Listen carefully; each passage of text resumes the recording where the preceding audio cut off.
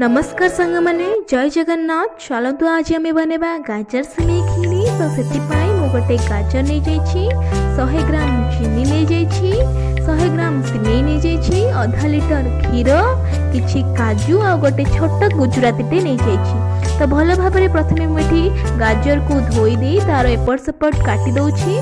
तापरे मु गाजर को ग्रेटर साहाय्य कुरी दउछि। आपण माने ग्रेटर साहाय्य भल भाव कुरी देबे। एठी मोर भल भाव गाजर को ग्रेट कर सारलिनी। तो मु एबे गैस ऑन कर दउछि। गैस रे कड़ाई बसई दउछि। कड़ाई रे मु 2 बड़ चामच तेल दे दउछि एवं टिके घियो दे दउछि। आपण माने चाहिले घियो देबे न स्किप भी करि परिबे। तो घियो भल भाव दे गरम कर सला परे मु एठी काजू पके गोल्डन ब्राउन होला पर्यंत भाजी दउछि।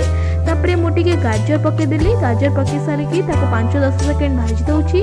तापरे मुझे 2 बड़ चामच चीनी दे दउछि। या द्वारा भल फ्लेवर आउ कलर आसी थाए। तो ये गाजर भाजी हो सारे और गाजर कंचा बास्ना भी चली जाइए। तो गाजर को मुझे खोली देली।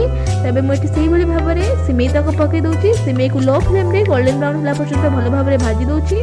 भल भाव भाजी सारा क्षीर जो रखी ताको पकई दूसरी। क्षीर को 2-3 मिनिट आम बॉयल हवा को छाड़ीदबा। क्षीर भल भाव में बॉयल हो सारा से मुझे लुण पकईदेली और भाजिक रखा गाजर तक पकई दूसरी। तो ताको भल भाव में चलईदबा लो फ्लेम रे।